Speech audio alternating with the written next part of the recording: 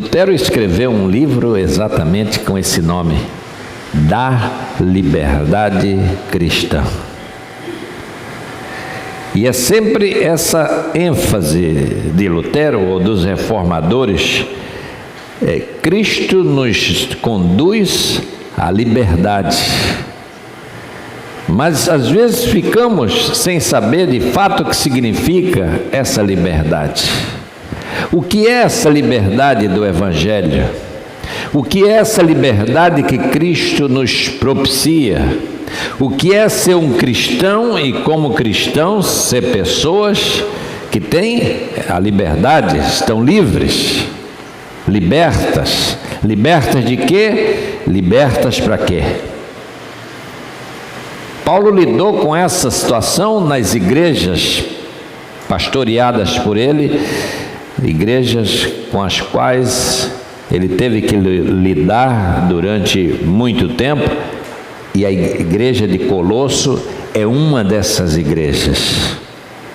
Igrejas que receberam o Evangelho, receberam a palavra, receberam a doutrina, mas por conta das necessidades do seu pastor, do missionário, que não podia permanecer ali o tempo inteiro, tinha que se deslocar para outros lugares, fazer viagens imensas, longas, e aí depois retornava, e quando retornava encontrava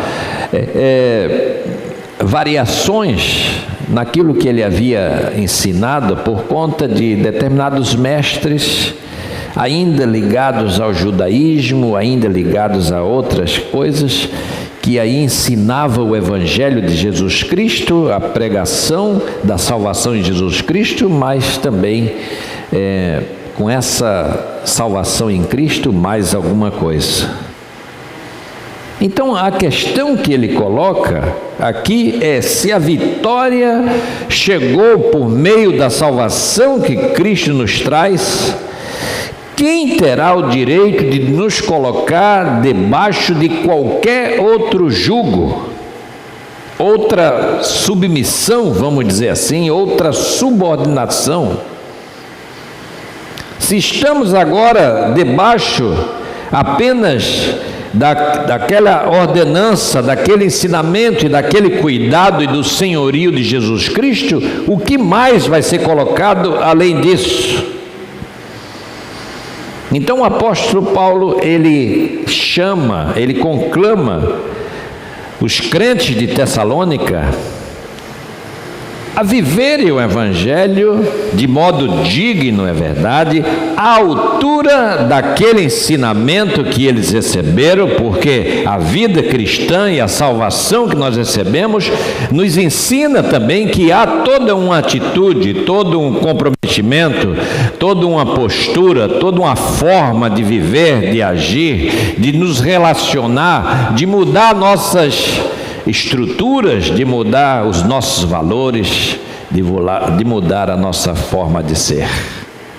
Cristo faz uma transformação na nossa vida, e uma transformação completa, total, muda os nossos valores, muda as nossas referências. Quando alguém diz assim, agora eu estou sob o senhorio de Jesus Cristo, significa que a sua vida mudou. Não significa que a sua vida teve alguns reparos ou algumas arestas que foram acertadas. Não é simplesmente isso.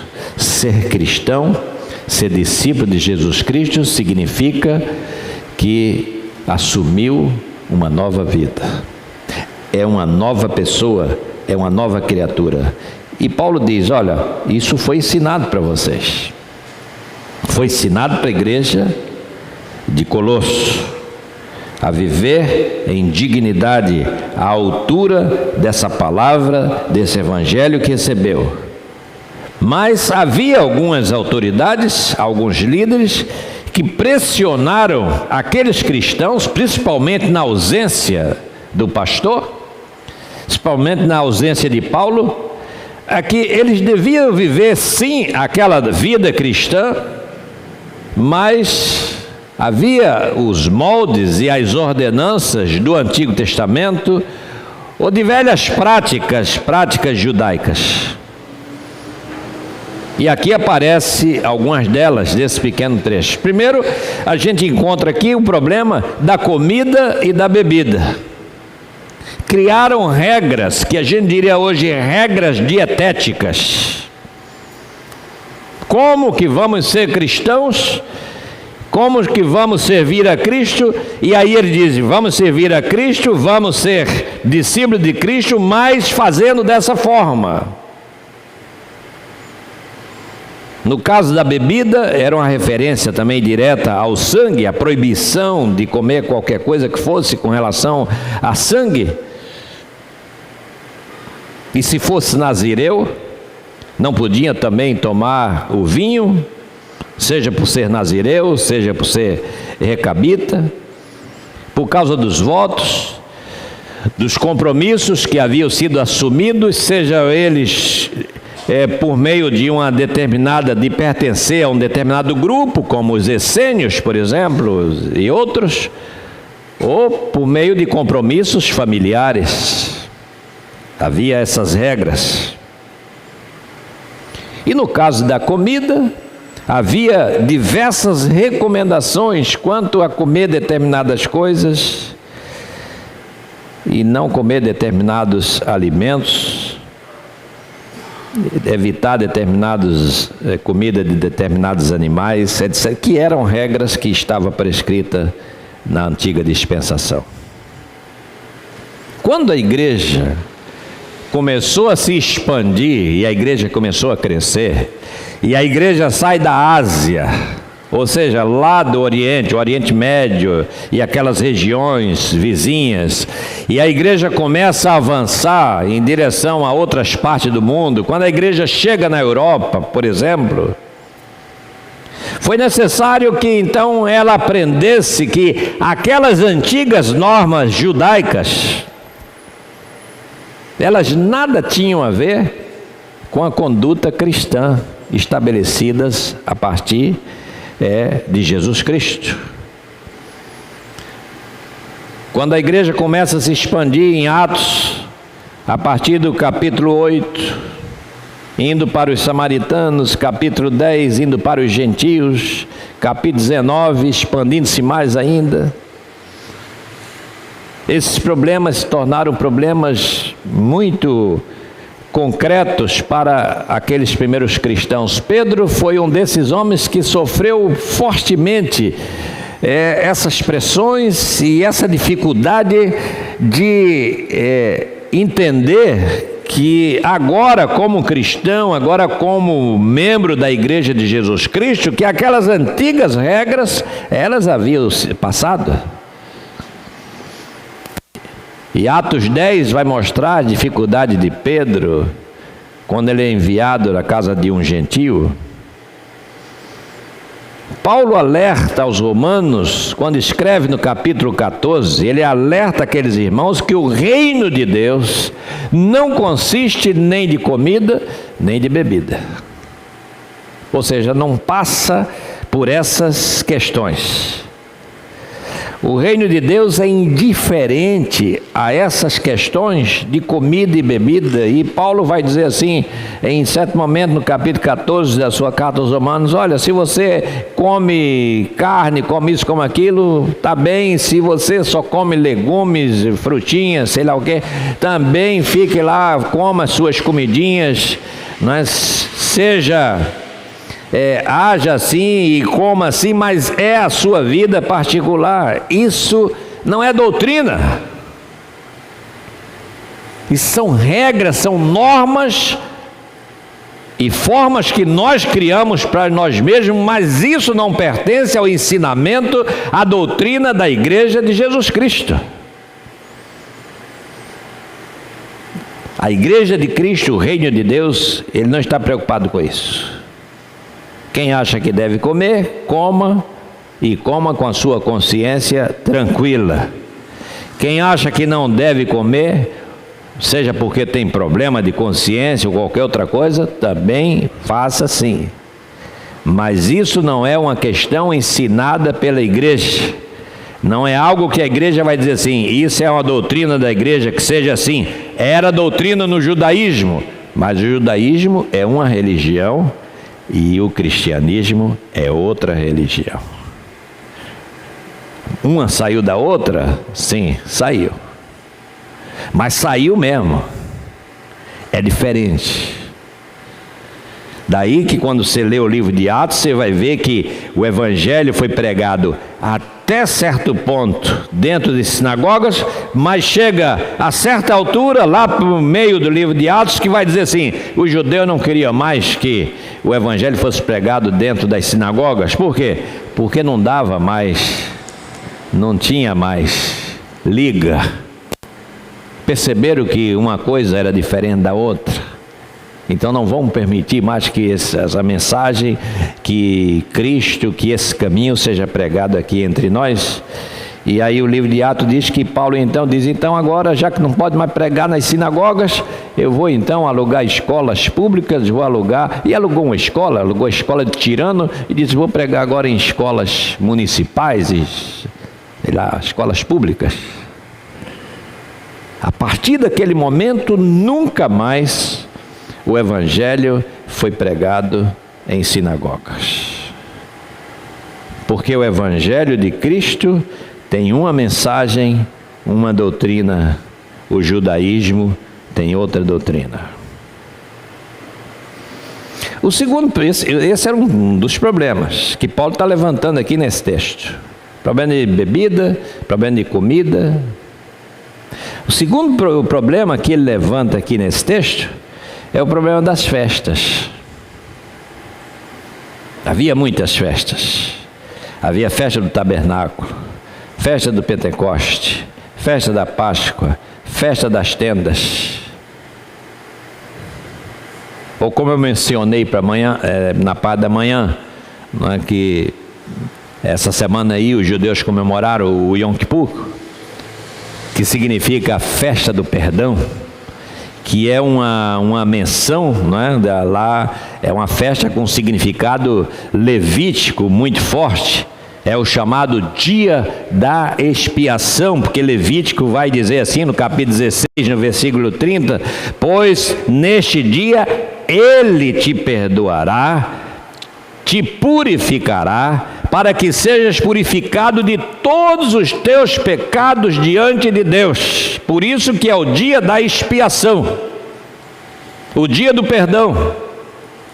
Isso é uma celebração, isso é uma festividade judaica muito forte para aqueles que são judeus chamados ortodoxos, que aí cumpre esse dia, realmente não faz absolutamente nada, fica de feriado mesmo, muitos jejuam, não comem, não bebem, cumprindo aquele dia sagrado.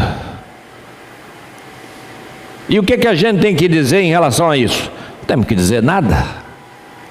Isso é um dia sagrado de uma outra religião, do judaísmo. Não é um dia sagrado da fé cristã. Não é um dia sagrado para nós cristãos. Mas a gente pode celebrar também, e às vezes a gente celebra e não faz tanta força para isso.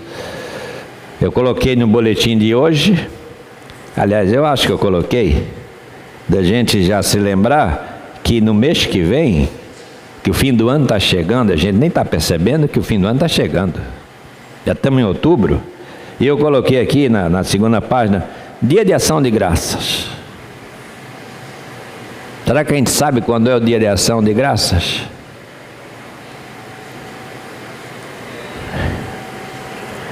Quarta quinta-feira de novembro. E a gente celebra aqui na quarta, anterior a essa quinta-feira. E é um dia de quê? O nome já está dizendo, de ação de graça. Agradecer a Deus pelo que Ele tem feito. Agora, é uma obrigação da igreja, a gente não... Ser cristão não é bem assim. É uma obrigação? Não é uma obrigação, senão não seria ação de graças. Ação de graça é aquilo que a gente promove. Vamos agradecer a Deus pelo que Ele fez, pelo que Ele tem feito. Vamos agradecer a Deus porque Ele tem sido bondoso conosco, que Ele tem nos livrado de tantas coisas. E esse ano que passou foi um ano tão difícil, um ano de tantas lutas, de tantas dificuldades. E nós estamos aqui apesar de todas essas dificuldades, todas essas lutas. E aí a gente enxerga que isso é a proteção de Deus, é o cuidado de Deus conosco no dia a dia, no cotidiano, que vai nos levando de força em força e nos segurando com as suas mãos poderosas, nos abençoando. Quando a gente nem está vendo que Ele está abençoando, Ele vai nos abençoando, vai nos sustentando. E aí chega no fim do ano e a gente diz assim: vamos agradecer, vamos separar um dia e dizer assim: ó Deus, obrigado por esse dia, obrigado pelas tuas bênçãos durante tantos meses, tantos anos, esse ano que se finda. Os americanos fazem, logo depois do dia de ação de graças, faz aquilo, a gente aprendeu aqui, sei lá que aprendeu, mas o Black Friday, que o nome aí, assim meio, mas é o que é aquilo? É assim, vamos abençoar esse povo, abençoar o povo. Isso é o pessoal cristão mesmo que faz isso. Estou falando de pessoas cristãs. Vamos abençoar esse povo fazendo o quê? Que no dia seguinte a gente agradecer a Deus pelo lucro, pelo que ganhamos, pelo que conseguimos.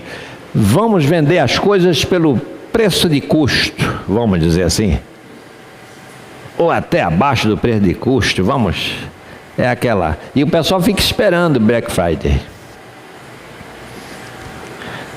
Como essa consciência cristã, ela não é tão forte, até porque a gente nem lembra bem desse negócio de ação de graça, como ela não é nem tão forte aqui no nosso meio, aí o pessoal diz: não vai ter Black Friday no Brasil também. Mas o que é que fazem antes da Black Friday? O negócio custa R$100, aí uma semana antes passa para 150, e aí quando chega no Black Friday, aquilo está por 90. Aí a pessoa diz: olha aí, estou lucrando. Entende? O objetivo era esse? Não. O objetivo não era esse. Um cristão verdadeiro, alguém que tem a gratidão no coração, que é um cristão de verdade, não vai agir assim. Não vai agir dessa forma. Por quê? Porque de fato ele está agradecido. Quando nós somos alcançados pelo Evangelho de Jesus Cristo, os nossos valores mudam. Alguém que foi alcançado plenamente pelo Evangelho de Jesus Cristo é como uma pessoa como Zaqueu, que tem aquela mudança, tem aquela transformação e diz: Senhor, se eu defraudei alguém, eu quero devolver 4 vezes mais. Se o que eu ganhei foi de suborno ou foi de dinheiro que não tem um fim honesto, eu quero devolver aquilo. Isso é conversão, isso é novo nascimento, isso é nova vida, isso é mudança. Mas o que você encontra aqui, Paulo reclamando com esses cristãos, aqui não é disso. Os mestres judeus e agora mestres cristãos que estavam nas igrejas, porque era um período de transição, nós estamos aqui dentro do 1º século, quer dizer, então o pessoal que está nas igrejas, ainda igrejas, elas estão mescladas com judeus e cristãos, e eles estão juntos, e aí evidentemente determinadas práticas, determinados costumes, eles se aproximam, eles vêm também, e aqueles judeus que estavam ali, por terem vindo às vezes da igreja de Jerusalém, por dizer talvez que tem uma experiência maior daquela fé, Eles então ensinam que a não observância de determinados ritos impediu a ação da força dos poderes sobrenaturais de Deus na vida das pessoas. E aí dizia, olha, tem alimentos que são considerados imundos e que Deus não aprova, assim como também a não observância de determinados dias de festas, dias santificados, também isso traz prejuízo espiritual para os cristãos. Porém, quando você lê, quando nós lemos a carta aos Hebreus, lá pelo capítulo 10, nos diz que todas as exigências da velha aliança não passam de sombra das novas condições da era da igreja. Todas as práticas, todos os ritos, todas aquelas formalidades, todo aquele cerimonialismo, tudo aquilo são sombras ou tipos daquilo que haveria de ser e haveria de vir quando Jesus Cristo viesse, quando Ele fizesse o seu sacrifício. Sombras quer dizer isso, sombra quer dizer tipos, sombra quer dizer sinais, que apontam para a realidade que o cristão agora goza no corpo de Cristo, a igreja do Senhor Jesus. É como Paulo diz, escrevendo aos Gálatas, olha, tem a lei, mas a lei serviu para nós de aio, ou seja, de mordomo, para nos conduzir a Cristo. A lei, ela é importante, ela é fundamental. A lei é de Deus, a lei é santa, é justa, é boa. Mas ela é boa por quê? Porque ela diz quem nós somos. A lei diz quem eu sou e quem você é. E quando a gente coloca isso na prática, a lei diz assim, que todos nós somos pecadores e pecadores perdidos diante de Deus. A lei diz que nós somos miseráveis pecadores. É como Paulo dizendo ao Romano novamente, todos pecaram. Todos. E destituídos estão dessa graça de Deus. E aí Paulo vai dizer no capítulo 7 de Romanos, então, estamos perdidos, miseráveis, homens que nós somos. Como vamos nos livrar de tão grande perdição? Então, a lei, ela aponta a nossa situação. Por isso que um teólogo como Calbart, ele dizia assim, toda pregação cristã, ela devia começar com os 10 mandamentos. Porque é dizendo assim, olha, vê lá. E ainda assim, os 10 mandamentos, mas a gente explicando, porque aquele moço que nós falamos de manhã, ele disse que cumpria os mandamentos. E quando Jesus esclareceu, mostrou como é que era o cumprir dos mandamentos, ele foi embora porque ele não cumpria. Nós somos muito literalistas. Eu já falei aqui sobre o não matarás e outras coisas mais. O nosso literalismo de achar, eu não faço essas coisas.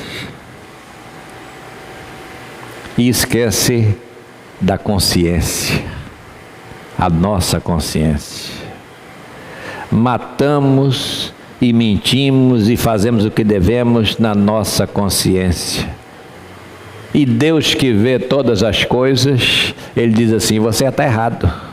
Ah, mas ninguém viu, mas Deus está vendo. Porque Ele vê todas as coisas.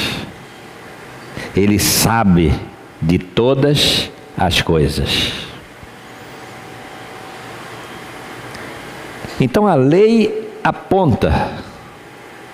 Nós somos assim. Nós somos desse jeito. Mas e o Evangelho? O Evangelho é a graça de Deus em Cristo Jesus, que nos diz assim, para esse pecador perdido, e que não sai dessa por si mesmo. Por isso que eu estou dizendo que essa fala dessa noite tem a ver com a fala da manhã, porque o da manhã também, olha, nem adianta, não vai passar um camelo pelo fundo da agulha, ou seja, ninguém vai se salvar, e de fato nenhum de nós vamos nos salvar, mas o Evangelho diz assim, mas graças a Deus que nos deu Cristo Jesus. E aí Romanos 8, Paulo começa nos dizendo no versículo 1, nenhuma condenação há para aqueles que estão em Cristo Jesus.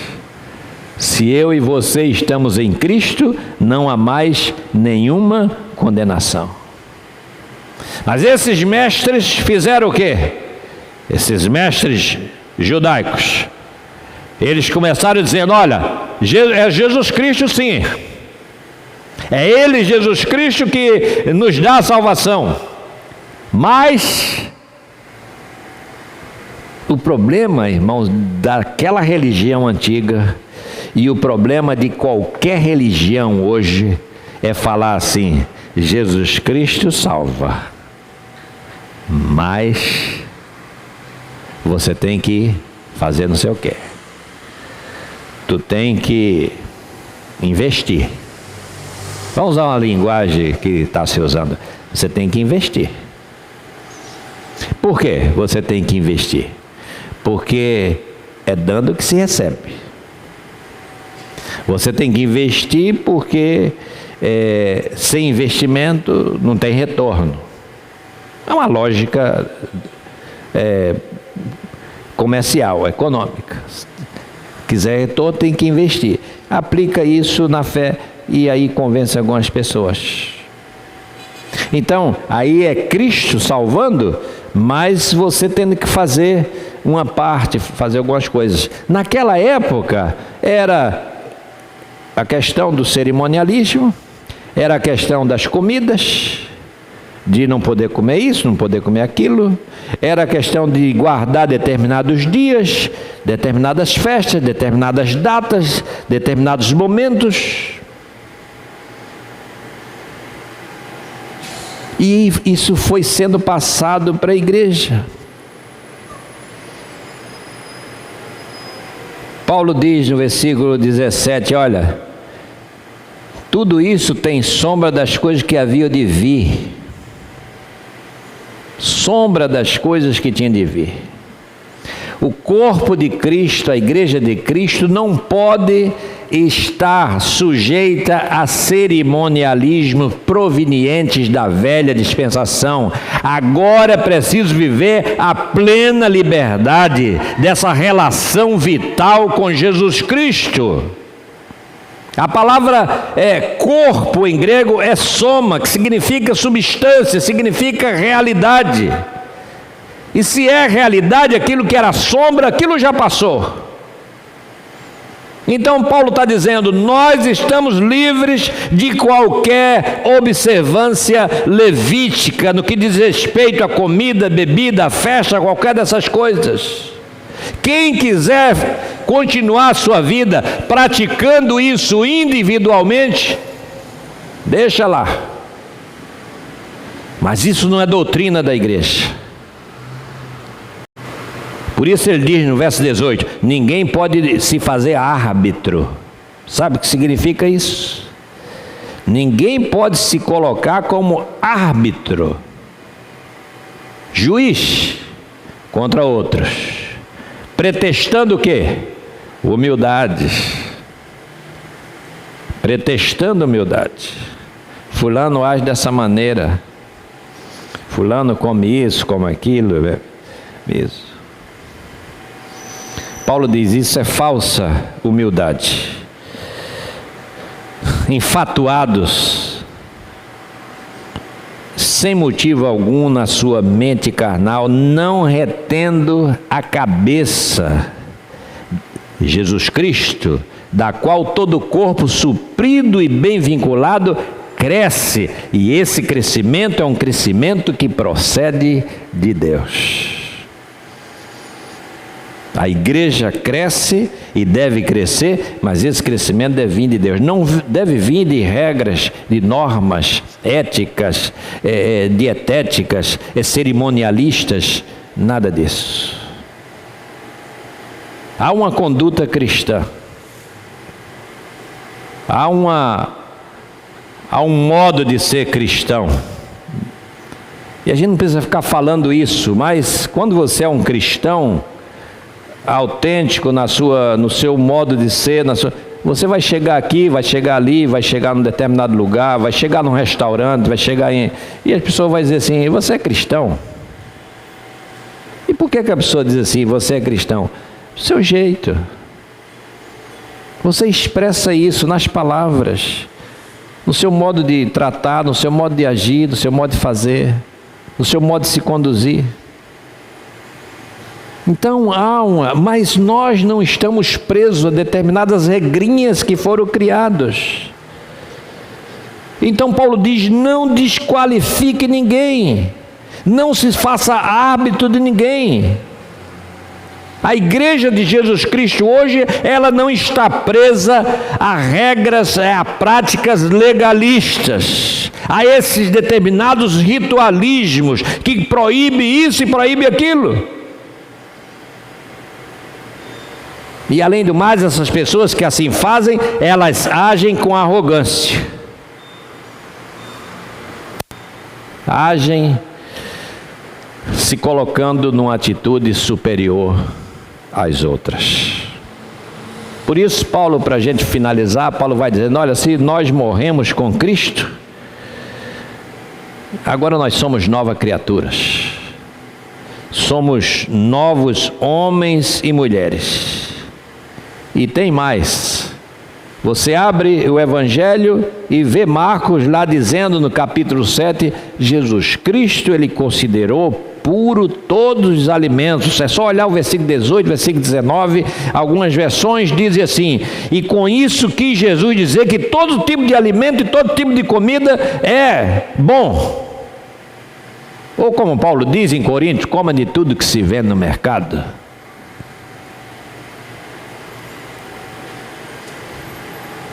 Portanto, meus irmãos, é preciso ter discernimento entre aquilo que é temporal e aquilo que é eterno. A fé cristã, essa fé que nós professamos em Cristo Jesus, é uma fé eterna. Essa salvação é eterna. Essas normas só valem para esse cotidiano, para esse dia a dia, para a pessoa que pratica aquilo aparecer como uma pessoa que é superior às outras, porque ela tem determinadas práticas, determinadas formas de ser. Paulo diz: olha, isso aí, tais coisas, versículo final, com efeito, isso tem aparência de sabedoria. Aparência. Como culto de si mesmo, como falsa humildade, como rigor ascético. Sabe o que é rigor ascético? É aquela coisa que parece que com isso a pessoa se eleva. Ele diz: mas na verdade isso não tem valor algum contra o cotidiano da vida, essa expressão contra a sensualidade. Isso não tem valor algum contra a vida no seu dia a dia. Nada. A diferença mesmo, o que faz a diferença mesmo no final, é só uma coisa: é estar em Cristo Jesus. Então seja um bom cristão. E como é que eu vou ser um bom cristão? Creia naquele que por Deus foi enviado, Jesus Cristo o Senhor. Deposite a sua fé nele. É só Ele que pode nos livrar de todos os males. É só Ele que pode nos livrar de todas as coisas. Nenhuma regra, nenhuma prática, seja ela alimentar ou cerimonialista, nada disso pode contribuir em nada para a nossa salvação. A nossa salvação é um dom de Deus, dado-nos por Deus por meio de seu Filho Jesus Cristo. Que Ele nos abençoe. Amém.